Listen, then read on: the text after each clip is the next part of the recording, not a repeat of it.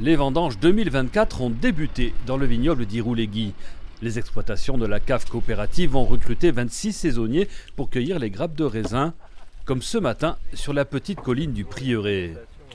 J'ai vécu à Irouléguy pendant des années, 27 ans pour être précise, donc vous savez, je suis très attachée à ce moment de l'année. Et puis bon, c'est mon fils qui a l'exploitation viticole, mais même sans ça, c'est un coin béni des dieux comme vous pouvez le constater. L'an dernier, le mildiou avait dévasté les vignes. Cette année, malgré les 200 mm de pluie du mois de septembre, il n'est pas apparu. On a des jus, bon bien sûr les jus sont blancs, c'est toujours, ça surprend les gens, mais les jus des raisins noirs sont blancs.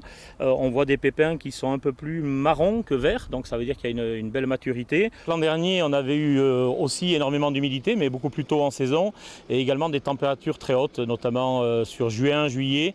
Cette année, ce qui nous a peut-être sauvés, c'est un mois de juillet assez frais. Alors c'était dommage pour aller à la plage ou pour bronzer, mais je pense que la vigne a apprécié le mildiou qui est un champignon, on n'a pas pu se développer.